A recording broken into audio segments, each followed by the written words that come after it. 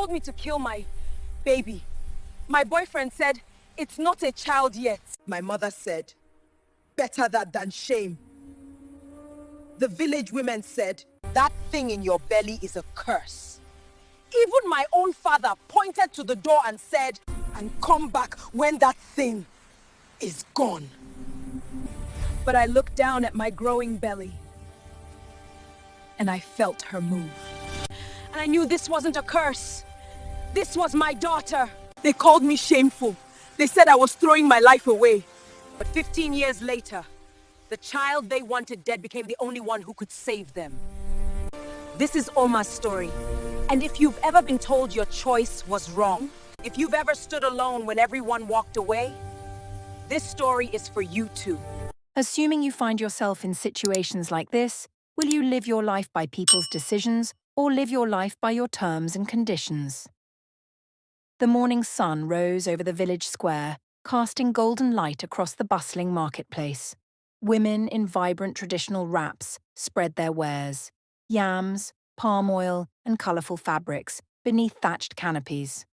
The air filled with the sounds of bargaining, laughter, and the rhythmic pounding of mortars and pestles. Oma walked through the crowd with a woven basket balanced on her hip, greeting familiar faces as she passed. But today, something felt different. Her usually bright smile seemed strained, and a pallor had settled over her beautiful features.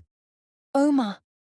Her best friend Nosy ran up to her, concern etched across her face. You look pale. Are you still feeling sick?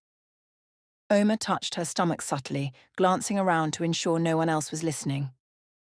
It's nothing. Just, I think the fish from yesterday didn't agree with me. Ngozi's eyes narrowed with worry. For 3 weeks now. She lowered her voice to barely a whisper. Oma, when last did you see your moon blood? Oma's eyes widened in sudden realization and fear. She looked around nervously at the women passing by. Don't speak of such things here, Ngozi, she hissed. You need to see the medicine woman, Ngozi insisted, taking her friend's arm. Come, now. The 2 young women made their way through winding paths to the edge of the village, where the medicine woman's hut stood in the shade of ancient trees. Inside, the air was thick with the scent of dried herbs and burning incense. Clay pots lined shelves that climbed toward the thatched ceiling, and bundles of plants hung from the rafters. The old medicine woman, her face a map of wrinkles and wisdom, examined Oma with knowing eyes. After a few moments of silence that felt like hours, she spoke with firm certainty. You carry a child. 2 moons, maybe 3. No, this cannot be, Oma whispered, tears streaming down her cheeks. The medicine woman's expression softened slightly. The ancestors have blessed your womb. Whether it is a blessing or a curse depends on what you do next. Ngozi squeezed Oma's hand. Emeka will marry you. He loves you. This will be fine. But Oma shook her head, trembling. You don't understand. We were to wait until he returned from the coast with enough bride price. My father... She covered her face with her hands, unable to finish the sentence.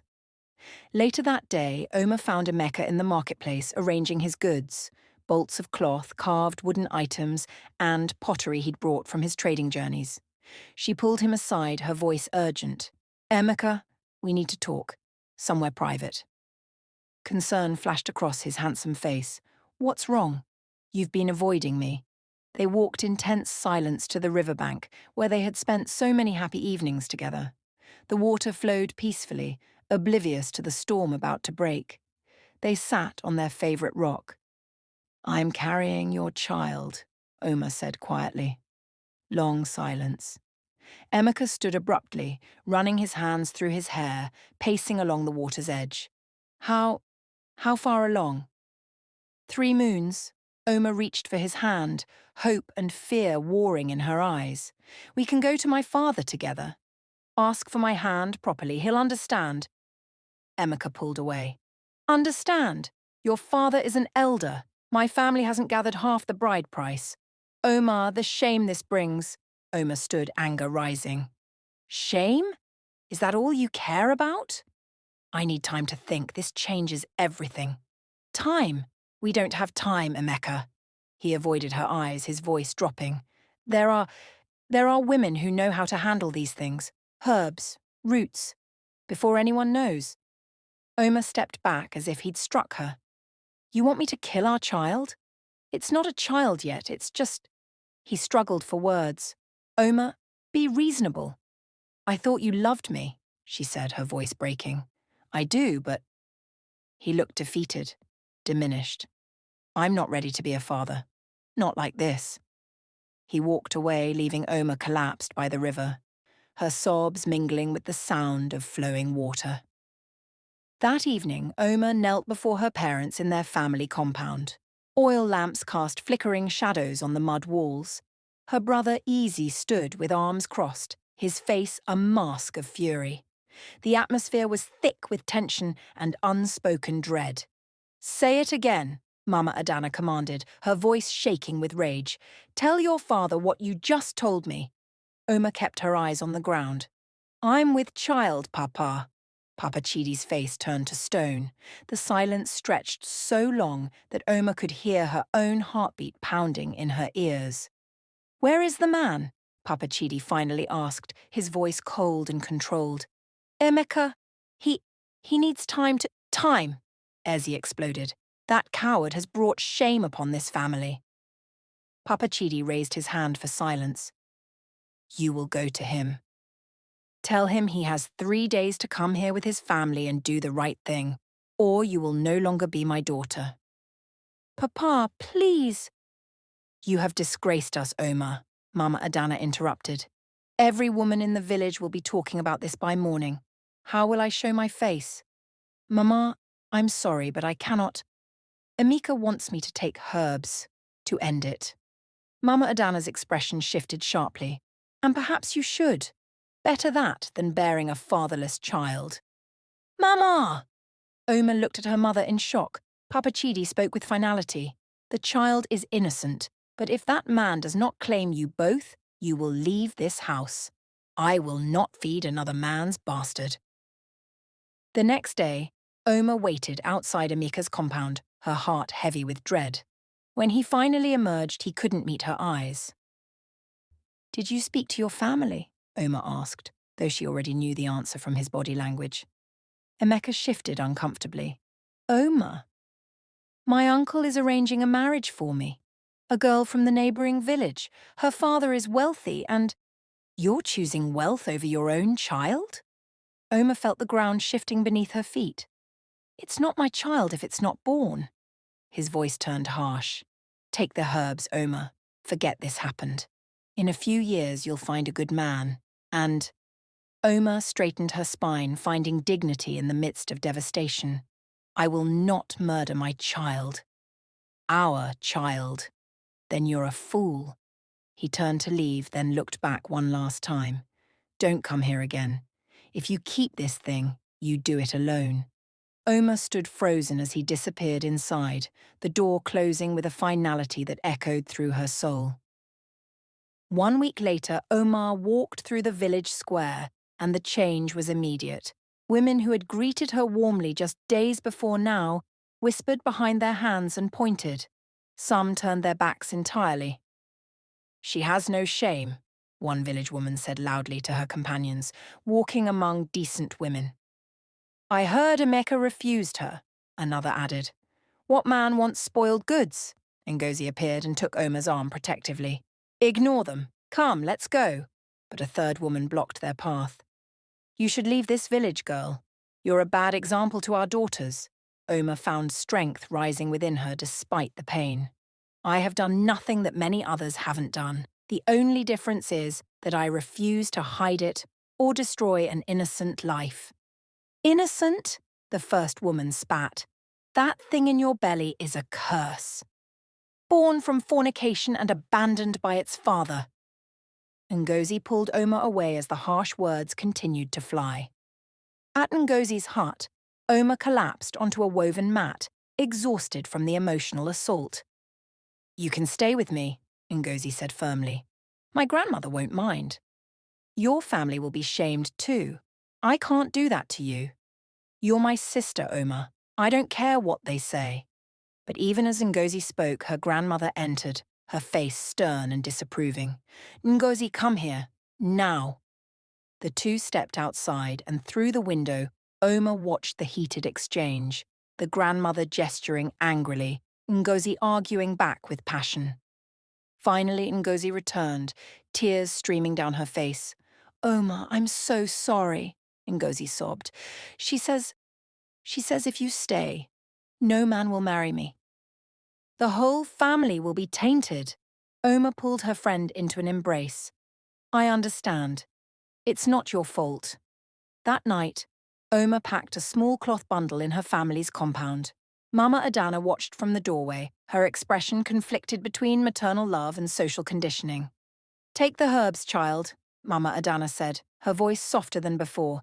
It's not too late. You can return home, find a good husband, start fresh. This baby is my fresh start, Mama. I feel it. This child is meant to be here. You're throwing away your life for something that will bring you nothing but suffering. Oma touched her stomach gently. Maybe, but I will not carry the weight of its death. This is my child. I will protect it. Papa Chidi entered, his face hard as stone. Then go. And don't return until you have a husband, or that thing is gone. Oma picked up her bundle and walked into the darkness, leaving behind everything she had ever known. The forest path was treacherous at night. Oma stumbled through dense vegetation, tears blurring her vision. Rain began to fall, first as a drizzle, then as a torrential downpour. Lightning split the sky, and thunder shook the earth beneath her feet. Exhausted, she collapsed beneath a large tree, its branches providing minimal shelter from the storm. She looked up at the dark sky, barely visible through the canopy. Ancestors, if you're listening, please, help me. Help us. Through the rain and darkness, a figure approached carrying a torch. As the light drew nearer, Oma could make out a woman wrapped in colourful traditional cloth. Her face was ageless. She could have been 40 or 400 years old. Her eyes held depths of wisdom and compassion. Child, why are you out here in the storm? The woman asked. Oma scrambled to her feet, startled. I have nowhere else to go. The strange woman studied her intently. You carry life within you. I can see it glowing. Oma's hand moved protectively to her stomach. Everyone can see my shame. I don't see shame, I see courage. The woman extended her hand. Come, my home is near. You need warmth and food.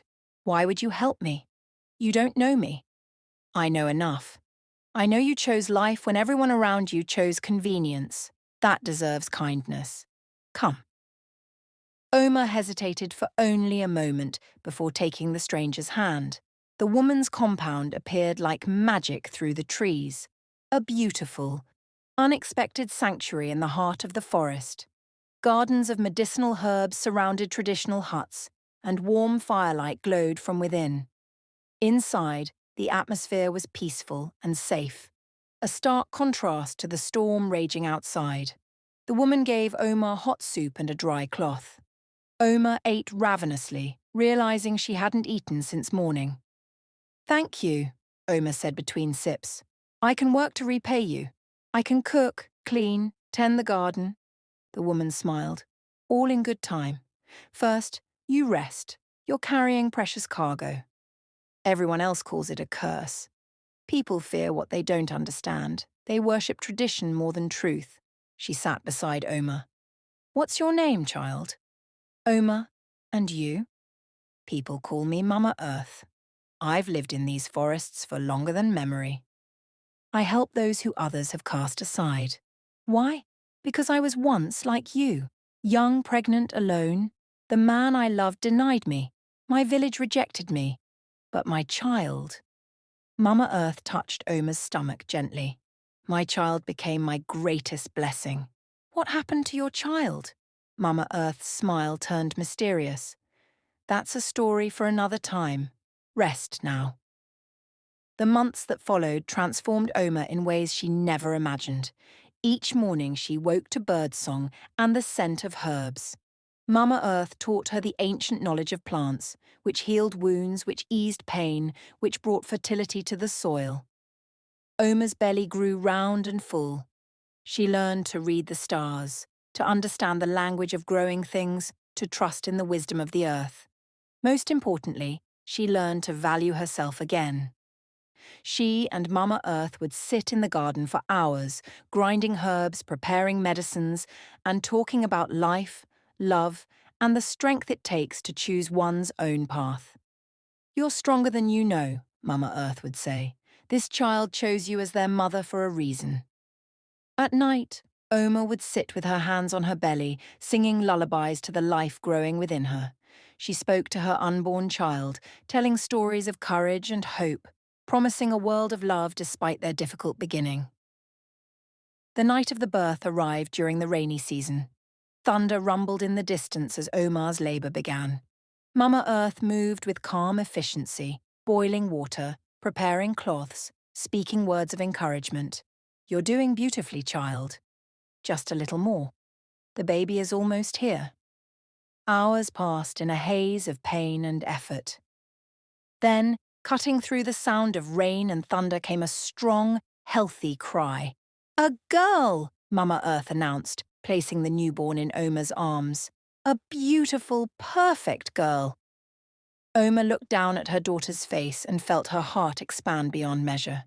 Tears of joy streamed down her cheeks as she studied every tiny feature: the small nose, the full lips, the shock of dark hair. "Nkechi," Oma whispered. "I'll call you Nkechi. Gift of God." Mama Earth touched the baby's forehead gently, her expression thoughtful. "This one carries a special light. I can see it. She will do great things." 5 years passed like a gentle stream. Little Nkechi grew into a bright, curious child who seemed to possess an unusual connection to the natural world. The garden flourished wherever she played, flowers bloomed brighter when she was near, and sick plants seemed to revive at her touch. One afternoon, Nkechi came running to her mother, excitement lighting up her face. "Mama, look, the sick plant is happy now." Oma knelt beside her daughter and examined the plant that had been wilting just that morning. Now it stood tall and green, its leaves vibrant with life. "How did you do that, my love?" Oma asked, amazed. "I just asked it what was wrong. It said it was thirsty, so I gave it water and sang to it." From the doorway of the hut, Mama Earth watched with a knowing smile. Later, when Nkechi was playing in the garden, she spoke to Oma. "She has the gift. Stronger than I've seen in generations." "What gift?" "Connection to the earth, to growing things. She will be a great healer one day." By the time Nkechi reached 10 years old, she was already helping Mama Earth prepare complex medicines. She learned quickly, her small hands precise, as she ground herbs and mixed remedies. Her compassion for all living things was remarkable. One day, as they worked together, Nkechi looked toward the direction of the village, a place she had never been but knew existed beyond the forest. "Mama Earth, why don't we go to the village? Mama gets sad sometimes when she looks toward it." Mama Earth paused in her work. "Your mother had a life there once. People who hurt her deeply. Because of me? Because of their own fear and ignorance, not because of you." Nkechi was quiet for a moment, processing this. "If they were sick, could I help them? Would you want to?" "Everyone deserves healing, don't they? Even people who make mistakes?" Mama Earth and Oma exchanged meaningful looks across the compound. The girl's wisdom and compassion surpassed her years. Meanwhile, in the village that had rejected Oma 15 years ago, trouble had come. The rains fell, but nothing grew. Crops withered in fields that had once been fertile. A strange sickness spread among the children, and none of the village's remedies seemed to work. The village chief called a meeting of the elders under the ancient tree in the square.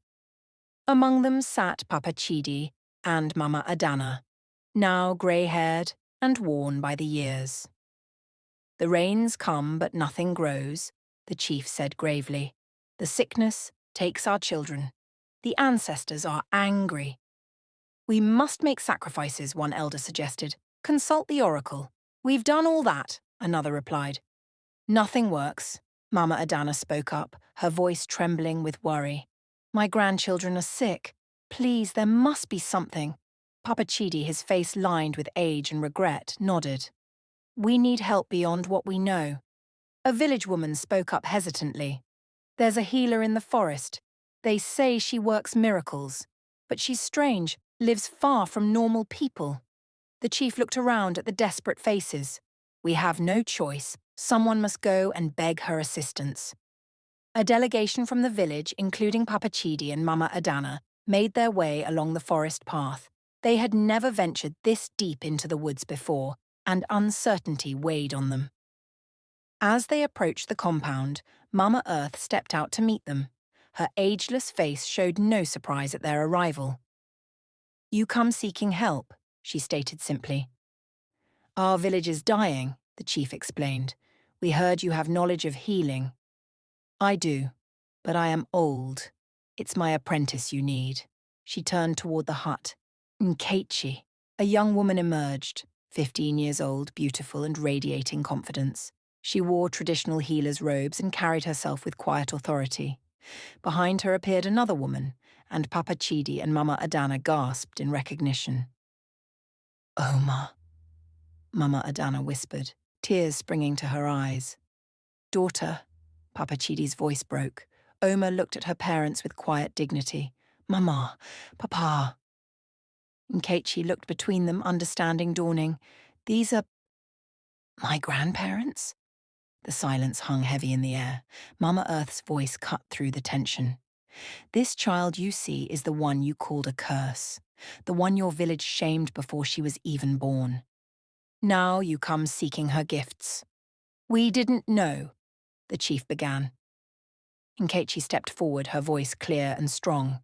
"It doesn't matter what you knew then. What matters is now. People are suffering. I can help." "Nkechi, you don't have to," Oma started. But Nkechi took her mother's hand and squeezed it gently. "You taught me that forgiveness is strength, Mama. Let me do this." Over the next several days, Nkechi moved through the village like a blessing made manifest.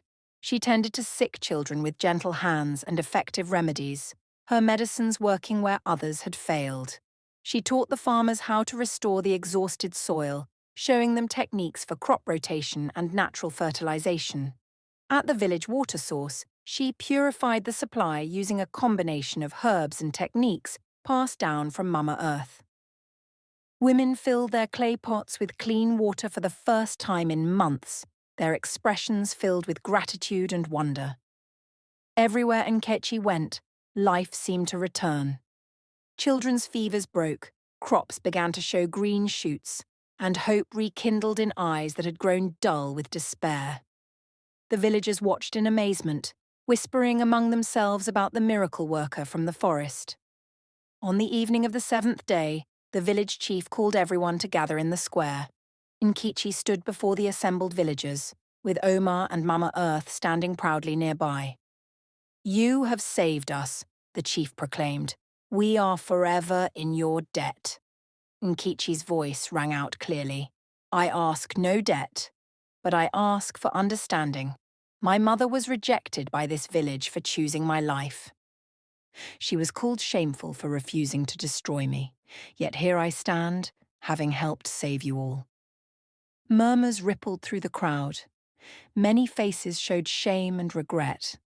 How many other children might have brought blessings to this world if fear and judgment hadn't destroyed them first? How many mothers have been broken by rejection when they needed support? The village woman who had been cruelest to Oma 15 years ago stepped forward, her head bowed. "We were wrong. I was wrong." Papa Chidi moved through the crowd, tears streaming down his weathered face. He approached Oma and fell to his knees. "Oma, my daughter, I turned my back on you when you needed me most. I chose pride over love." His voice broke completely. Can you forgive a foolish old man? Mama Adana joined him, kneeling beside her husband. We missed 15 years of your life, of Nkechi's life. We can never get that back. Oma looked at her parents, emotions warring on her face. When she spoke, her voice was strong but thick with feeling. I forgave you long ago. Bitterness would have poisoned me and my daughter. But forgiveness doesn't erase the past. Nkechi addressed her grandparents gently. You can't change yesterday, but you can choose differently tomorrow. All of you can. 3 years passed, and the village was transformed beyond recognition. Where once there had been dying crops and sick children, now there were thriving gardens and healthy, laughing families. Prosperity had returned, but more importantly, compassion had taken root. Nkechi, now 18 years old, ran a healing center in the village. Young women and men came from neighboring communities to learn from her. The center buzzed with activity, students grinding herbs, studying plants, practicing healing techniques. Omar and Mama Earth sat in the shade, watching the bustling activity. You raised her well, Mama Earth said with satisfaction. We raised her well, Omar corrected. I couldn't have done it without you. You had the strength all along. I just gave you a safe place to find it. Ngozi approached with her own children in tow, her face bright with joy. Omar, will you come to dinner tonight? My family wants to. I'd love to, Omar said warmly, embracing her old friend. In the background, a middle-aged man watched from a distance. Emeka, ordinary and diminished by time and bad choices. He caught Omar's eye briefly. She held his gaze with calm indifference, then looked away. There was no anger, no longing, just the quiet peace of someone who had moved far beyond the past. Emeka turned and walked away, a small forgotten figure. That evening, at the healing center, Nkechi taught a group of eager students. Her grandparents, Papa Chidi and Mama Adana, watched from the doorway with obvious pride. The earth provides everything we need if we listen, Nkechi explained to her students. But more important than any medicine is how we treat each other. Judgment kills more dreams than any disease. A young woman raised her hand hesitantly. Teacher Nkechi, I'm in a situation like your mother was. I'm afraid. Nkechi took the young woman's hands in hers, her touch gentle and reassuring. You're not alone. Whatever you choose, you deserve support, not shame. Let me help you. The young woman broke down crying, this time with relief rather than fear. Later that night, a special gathering took place at Mama Earth's compound in the forest. Around the fire sat 3 generations: the ageless Mama Earth, Oma now mature and peaceful, young Nkechi radiant with purpose, and the elderly Papa Chidi and Mama Adana. Nkechi looked at Mama Earth thoughtfully. Mama Earth, you never told us your full story. What happened to your child? Mama Earth's eyes twinkled with that mysterious light they had come to know well. My child grew strong and wise. She learned the ways of healing and the power of choosing life even when everyone said death was easier. And when she was rejected and alone, she found shelter in the forest. Oma's eyes widened as understanding dawned. You're my... Mama Earth touched both Oma's and Nkechi's faces with infinite tenderness. I'm whoever needed me to be, a stranger, a teacher, a mother. The ancestors work in mysterious ways. Your line carries powerful medicine, not just in herbs and healing, but in courage and mercy. So the circle continues? Nkechi asked. Always, Mama Earth replied. Every seed that's planted in darkness must push through dirt to reach the light. You both did that. Now you shine for others. The next day, during the village festival, children played freely while adults celebrated the harvest and their renewed community. Nkechi was surrounded by her students when a young pregnant woman approached nervously. Teacher, I need help. My family wants me to... Nkechi put her arm around the trembling woman. Come. Sit. Tell me everything. Whatever you decide, you won't face it alone. Nearby, Oma danced with her mother, both women laughing with the joy of reconciliation. Papa Chidi sat under a tree, great-grandchildren climbing over him as he told them stories. Mama Earth watched it all from the edge of the celebration, her ancient eyes filled with satisfaction. The camera would pull back to show the entire transformed village, a community that had learned the hard way that judgment destroys while compassion creates, that fear diminishes while love expands, that every life carries within it the seed of something miraculous if only given the chance to bloom. And so, the seed that was planted in shame grew into a tree of hope. The girl they called a curse became the light that guided her people. And Oma, who chose life when the world demanded death, lived to see her courage bloom in ways she never imagined. The ancestors smiled, for the cycle continued, and in villages near and far, mothers facing impossible choices would hear this tale and know. They were not alone, their children carried light, and from the deepest darkness, the most beautiful flowers grow. If stories like this inspires you and reminds you of how life can move you from a place of no importance to a place value and greatness, please hit the subscriber button, because this single act can help this video gets to someone who needs to see it. Thanks for watching.